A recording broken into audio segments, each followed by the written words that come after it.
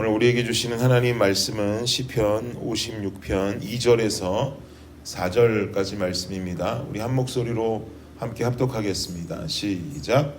내 원수가 종일 나를 삼키려 하며 나를 교만하게 치는 자들이 많사오니 내가 두려워하는 날에는 내가 주를 의지하리이다. 내가 하나님을 의지하고 그 말씀을 찬송하올지라. 내가 하나님을 의지하였은즉 두려워하지 아니하리니 혈육을 가진 사람이 내게 어찌하리이까. 아멘.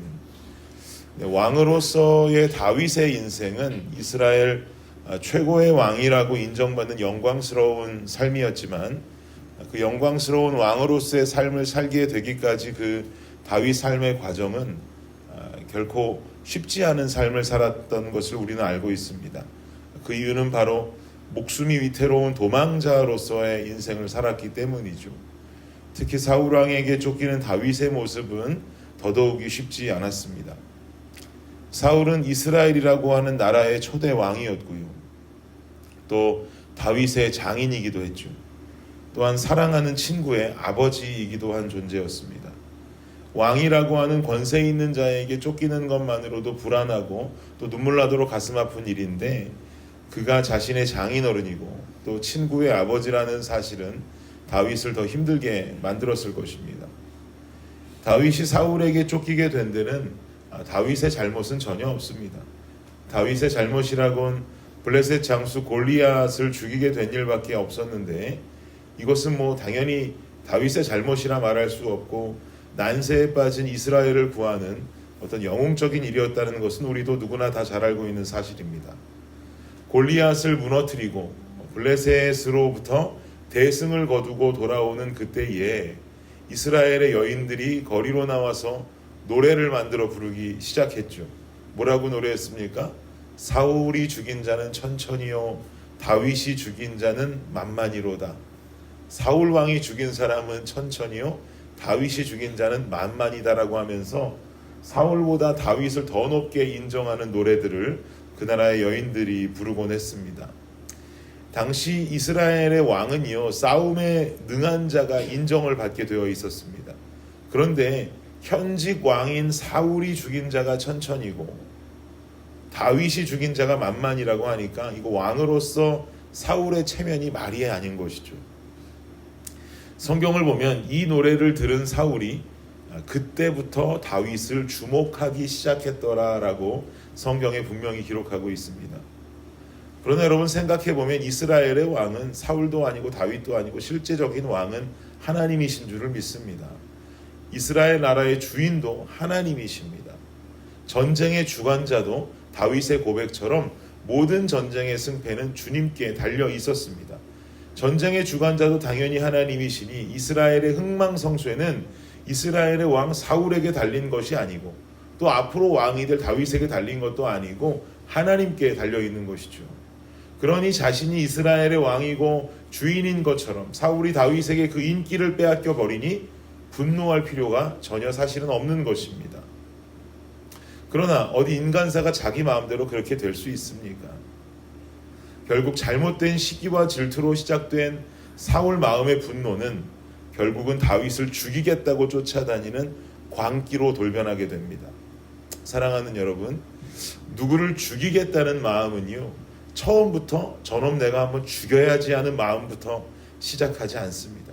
사울의 마음처럼 그 마음의 시작은 시기일 수 있고 질투일 수 있고 또 샘나는 마음일 수 있습니다.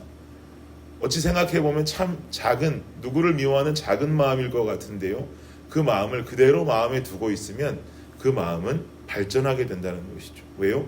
사단이 공격하기 때문이죠. 사단이 그 마음을 공격하니 시기하는 마음, 질투하는 그 마음이 점점 발전하게 되는 것입니다. 그리고 발전해서 어디까지 가게 되느냐? 저놈 한번 죽여야지 하는 마음까지 발전할 수 있게 된다는 이야기죠. 그래서 우리는 작은 마음이라도 우리 마음속에 악한 마음 품는 것을 우리는 조심해야 됩니다. 우리는 피해야만 합니다. 그 마음에 사단이 역사하면 얼마나 크게 성장할지 모르는 일이기 때문입니다. 이렇게 다윗은 사울에게 쫓겨다닙니다. 오늘 시편 56편도 사울에게 쫓기고 있는 상황 속에서 다윗이 적은 시입니다. 여러분 성경 가지고 계시면 56편 위에 그 시편의 표제가 쓰여져 있는데 뭐라고 써 있는지 보십시오. 인도자를 따라 요낫 엘렘 르호김에 맞춘 노래, 다윗이 가드에서 블레셋에게 잡힌 때에 라고 쓰여 있지요. 안 쓰여 있습니까? 네, 쓰여 있을 겁니다. 표제가 쓰여 있습니다. 지금 여기 분명히 표제가 다윗이 가드에서 블레셋에게 잡힌 때에라고 쓰여 있단 말이죠. 다윗은 사울에게 쫓겨서 결국 어디까지 가게 됐냐면, 여러분 사무엘상 말씀 보면 기억하실 텐데 블레셋까지 도망치게 됩니다. 그것도 블레셋의 큰 도시가 5군데가 있는데 그 중에 한 가지라고 하는 가드라고 하는 곳으로 들어갑니다. 그리고 블레셋 땅에 망명을 시도하게 되죠. 근데 여러분이 가드라는 도시의 정체를 알고 계십니까? 성경을 잘 읽어보시면 이 가드라고 하는 지명이 어디서 많이 들어본 도시인데 라고 생각하실 수가 있습니다. 사무엘상 17장 4절에 나오는데요, 제가 읽어드릴게요.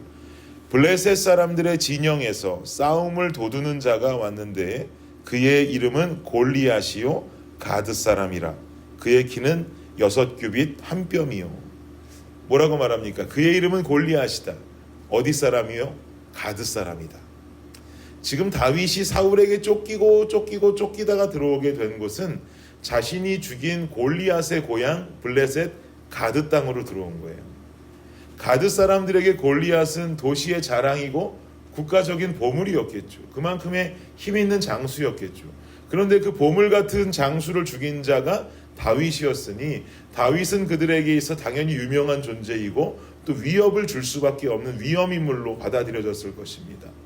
결국 이 땅에서의 다윗의 결말은 수치스럽게도 미친 척을 하면서 도망을 나오는 것이 결말이기는 합니다만, 어쨌든 다윗은요, 이 블레셋 땅으로 들어가면 더 이상 이스라엘 왕이 쫓아올 수 없기 때문에 안전할 것이라고 생각을 했던 것이죠. 그런데 그 안에서도 안전할 수가 없었던 것입니다. 골리앗의 땅이라고, 골리앗의 땅 가드로 들어갔기 때문에 안전할 수 없고, 우리가 지난주에도 사무엘상 말씀 제가 잠깐 드리면서 도액이라는 자에 관해 말하면서 아히멜렉 제사장을 찾아서 노비라는 땅으로 들어갔다. 그곳에서 진설병을 먹으면서 허기를 때웠다라고 말씀드렸는데, 그때 아히멜렉 제사장이 다윗에게 뭘 줬냐면 골리앗의 칼을 줬어요. 그리고 가게 된 곳이 이곳이었기 때문에 이 다윗은 골리앗의 칼을 들고 가드로 들어간 거예요. 그러니까 사람들이 보았을 때는 더더욱이나 조심해야 되는 아주 그런 인물로 여겨진 것이 당연하겠죠. 어쨌든 더 이상 이스라엘의 왕이 쫓아오지 못하는 땅이라고 생각했습니다. 마치 어떻게 생각하면 되냐면 남한에서 쫓기던 범죄자가 남한 형사들이 못 쫓아오도록 북한으로 들어간 거랑 똑같은 거예요. 더 이상 못 쫓아오겠구나라고 생각했겠죠. 북한으로 도망가면 누가 잡으러 오겠습니까? 똑같은 모습이죠. 그러나 생각했던 것처럼 블레셋은 안전하지 않았습니다. 도리어 블레셋 사람들에 의해서 죽임을 당할 위기에 놓이게 되었으니 말입니다. 그 마음 가지고 오늘 본문 2절과 3절을 보실까요? 2절 3절 함께 읽겠습니다. 시작. 내 원수가 종일 나를 삼키려 하며 나를 교만하게 치는 자들이 많사오니 내가 두려워하는 날에는 내가 주를 의지하리이다. 아멘. 내가 두려워하는 날에는 내가 주님을 의지하겠습니다 라는 고백과 함께 이어지는 4절로 어떻게 고백하냐면, 내가 하나님을 의지하고 그 말씀을 찬송하올지라. 내가 하나님을 의지하였은즉 두려워하지 아니하리니 혈육을 가진 사람이 내게 어찌하리까 라고 말합니다.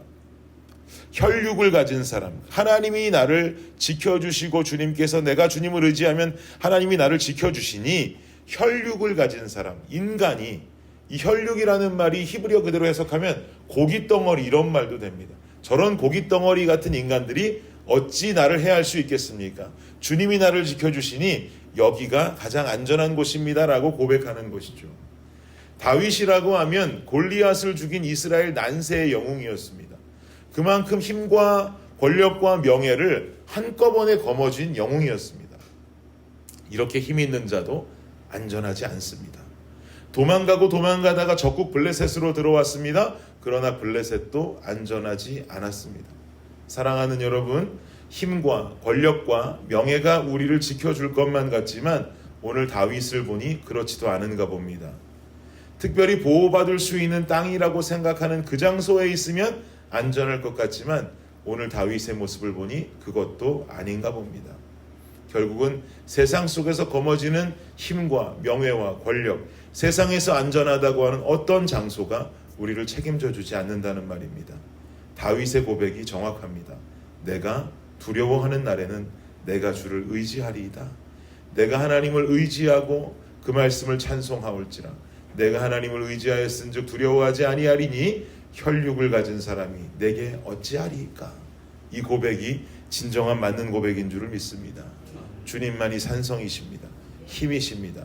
주님만이 우리의 굳건한 반석이 되는 줄을 믿습니다. 오늘도 세상의 힘과 권력, 명예를 위해서 아둥바둥 살면서 안전과 평안을 찾으려 하지 마십시오. 그 모든 것 다 가졌다 해도 우린 주님 없으면 평안이 없습니다. 주님을 우선으로 취해야 하는 것입니다. 주님의 이름이 강한 성루이고 그곳에 달려간 자는 안전합니다. 기도하겠습니다. 주님 감사합니다. 주님의 이름은 강한 성루이고 그곳에 달려간 자는 안전합니다. 우리가 이 세상의 모든 것을 다 가진다 할지라도 명예와 재물과 힘과 권력과 그리고 또 안전한 장소와 모든 것이 다 우리에게 있다 할지라도 다윗의 고백처럼 우리는 결국 주님을 의지해야 되고 주님 안에 있음이 가장 안전한 것을 깨닫게 됩니다.